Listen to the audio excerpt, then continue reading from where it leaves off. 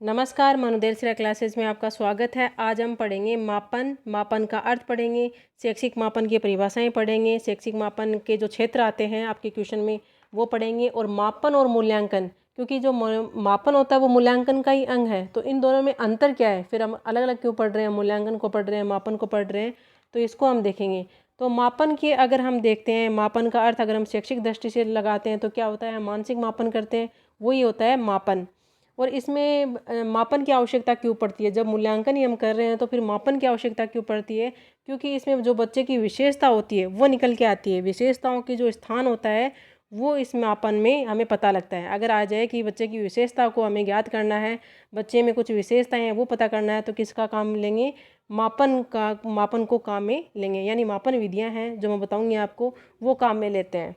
सबसे पहले इसकी जो परिभाषाएं होती हैं दो लोगों ने दी है। क्लास मेयर आप समझ गए, एवं गुडविन। क्लास मेयर, इसको तोड़ो, क्लास और मेयर यानी क्या हो गया, क्लास के अंदर मेयर है, गुडविन अच्छा व्यक्ति है वो जीतता है। उसी के अंतर्गत मैंने लिख रखा है मात्रा विस्तार कोटि, ये कीवर्ड है जिससे आप समझ जाओगी कि क्लास का मेयर को कौन बनेगा, जो इसकी मात्रा अच्छी होगी, जो विस्तार अच्छी करेगा, उसकी कोटि क्या होती है, उच्च होती है। तो मात्रा विस्तार कोटि किसने दी, क्लास मेयर ने यानी गुडविन ने दी। और कार लिंगर, लिंगर लिंगर क्या करते हैं, लंगर में कोई भी चीज़ होती है वो माप तोल के नियमानुसार ही बनती है, तो उसी अनुसार इसमें कोई वस्तु होती है, घटना होती है, उनकी संख्याओं के आधार पर मापन किया जाता है, फिर इसको बनाया जाता है।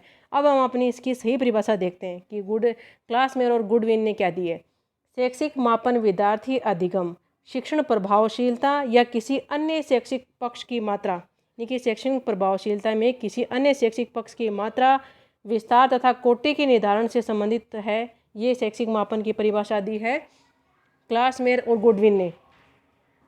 दूसरा आता है कार्लिंगर ने क्या कहा है कि मापन नियमानुसार वस्तुओं या घटनाओं को संख्या प्रदान करना है। मापन का क्या अर्थ होता है, नियमानुसार जो वस्तुएं होती हैं और जो घटनाएं होती हैं उनको संख्या प्रदान करने का कार्लिंगन के अनुसार क्या होता है, ये मापन की परिभाषा होती है। तो दो ही परिभाषाएं याद रखनी है, क्लास मेयर एवं गुडविन, इन दोनों ने साथ में मिलकर एक दी है।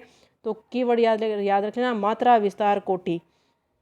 कार्लिंगर, वस्तु घटनाओं की संख्याओं का मापन। अब हम इसके क्षेत्र देखते हैं कि मापन के जो शैक्षिक मापन है उसकी जो क्षेत्र होते हैं वो कौन कौन से होते हैं। तो वही मैंने क्या बताया पहले आपकी कि मूल्यांकन के अंग ही इसमें ये क्षेत्र रट लेना। बुद्धि परीक्षण इसके अंतर्गत किया जाता है मापन के अंतर्गत। उपलब्धि परीक्षण भी इसके अंतर्गत किया जाता है। अभिक्षमता परीक्षण, ये नया नाम है, अभिक्षमता परीक्षण।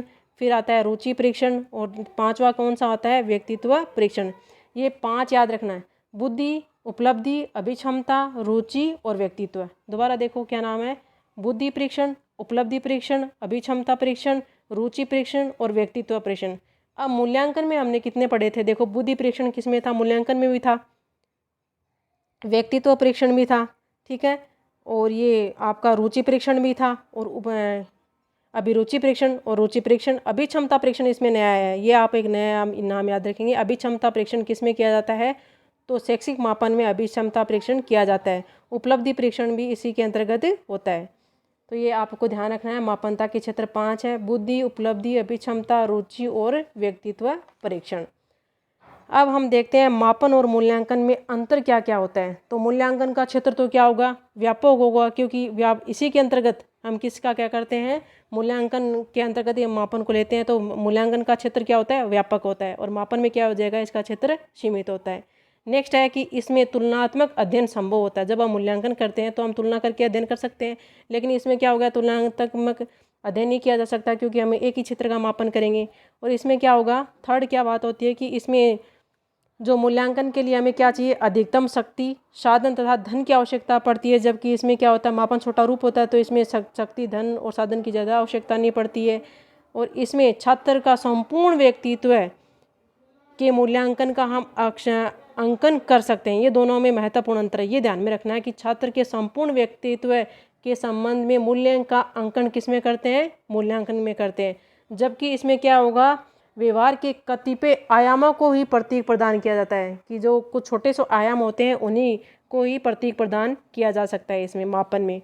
और इसमें क्या होगा, अंक प्रदान करने के साथ साथ मूल्यों का निर्धारण भी किया जा सकता है। लेकिन इसमें क्या होगा, केवल अंक ही प्रदान करते हैं। मापन में कुछ मापा और आपने अंक दे दिया, यानी कि आपने कुछ भी माप बच्चे का मापा है तो माप के आप क्या कर दोगे, अंक दे दोगे। लेकिन मूल्यांकन में क्या होता है, अंक भी दोगे आप और उसके मूल्यों का निर्धारण भी करोगे।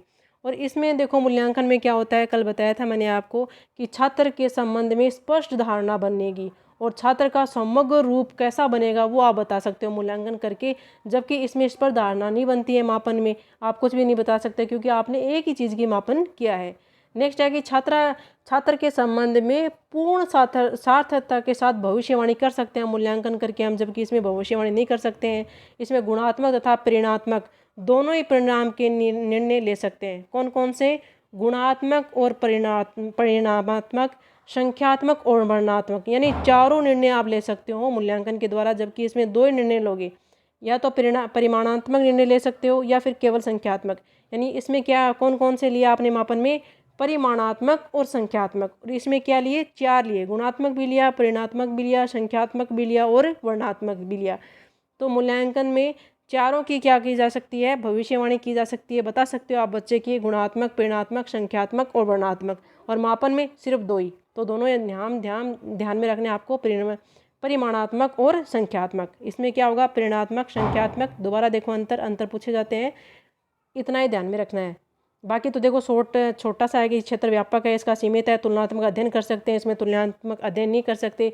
इसमें अधिकतम शक्ति, साधन तथा धन की आवश्यकता होती है, जबकि इसमें नहीं होती है। इसमें छात्र के संपूर्ण व्यक्तित्व का पता लगाया जा सकते हैं, जबकि इसमें क्या होगा, मापन में आयामों को प्रतीक प्रदान कर सकते हैं। इसमें अंक और मूल्यांकन दोनों कर सकते हैं, जबकि इसमें केवल अंक प्रदान होगा। इसमें बालक के प्रति स्पष्ट धारणा दे सकते हो आप और इसका पूरे भविष्य के बारे में बता सकते हो, जबकि मापन में हम ऐसा नहीं कर सकते। भविष्यवाणी कर सकते हैं मूल्यांकन में, जबकि इसमें भविष्यवाणी नहीं की जा सकती है।